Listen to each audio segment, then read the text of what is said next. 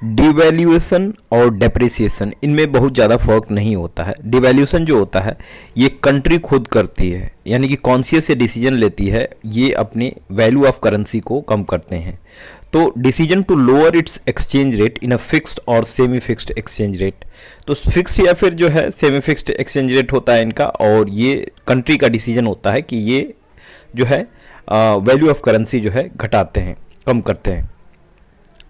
और डेप्रिसिएशन जो होता है इसमें क्या होता है कि जब वैल्यू ऑफ करेंसी में फॉल हो,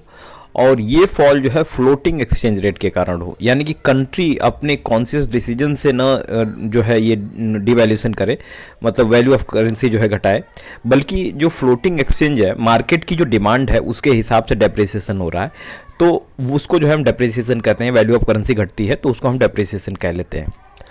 और दोनों में जो है सेम इफेक्ट देखने को मिलता है, यानी कि वैल्यू ऑफ करेंसी जो है वो गिरती है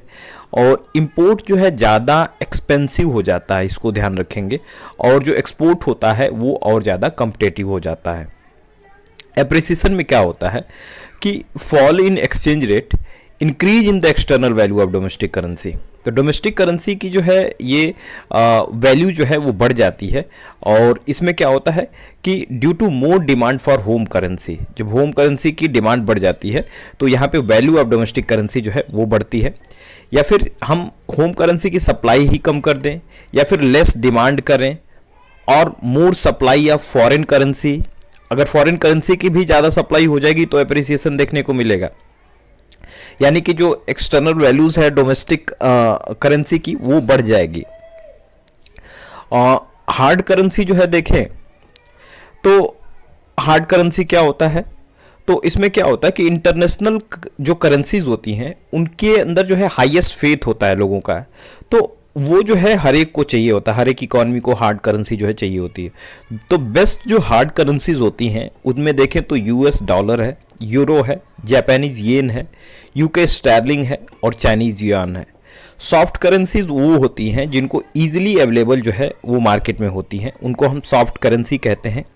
हीटेड करेंसी वो करेंसीज होती हैं वो डोमेस्टिक करेंसी जो कि अंडर हाई प्रेशर होते हैं, हीट हाई इनफ प्रेशर होती हैं, तो उसको डोमेस्टिक करेंसी कहती हैं। तो हाई प्रेशर जो है इसका मतलब डेप्रिसिएशन में हो, due to hard currencies high tendency of existing the economy since it has become hot, तो जो ये हार्ड करेंसी है जब वो बाहर जाती है तो डेप्रिसिएशन हमें देखने को मिलता है अपनी करेंसीज में, तो उसको हम कहते हैं हीटेड करेंसी। चीप करेंसी वो होती है यदि कोई गवर्नमेंट जो है रीपर्चेज करने लगे अपने बॉन्ड्स को मैच्योरिटी पीरियड से पहले और फुल मैच्योरिटी प्राइस पे, यानी कि जो करेंसीज है वो चीपली जो है मार्केट में मिल जा रही है, तो ये फ्लो हो रही है इकॉनमी में जो चीप करेंसीज, तो उसको हम चीप करेंसी जो है कहेंगे।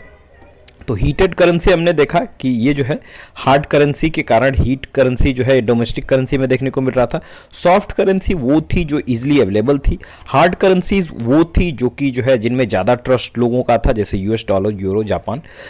येन, यूके स्टर्लिंग, पाउंड, चाइनीज येन, युआन। एप्रिसिएशन में हम देख रहे थे कि जो एक्सटर्नल वैल्यूज़ है डोमेस्टिक करेंसीज की वो इंक्रीज हो रही थी। डेप्रिसिएशन जो है ये फ्लोटिंग एक्सचेंज रेट में हम फ्लोटिंग एक्सचेंज में देख रहे थे कि जो वैल्यू ऑफ करेंसी है वो गिर रही थी। और डिवैल्यूएशन में क्या था कि जो फिक्स एक्सचेंज रेट है या फिर जो है सेमी फिक्स एक्सचेंज रेट है उसमें जो कंट्री खुद ही जो डिसीजन ले रही है वो अपनी करेंसी को जो है लोअर कर रही है, उसकी वैल्यूज़ को लोअर कर रही हैं, तो उसको डिवैल्यूएशन कहते हैं। तो ऐसे कुछ टर्म्स को जानने के लिए जो है आप इस चैनल को सब्सक्राइब कर सकते हैं।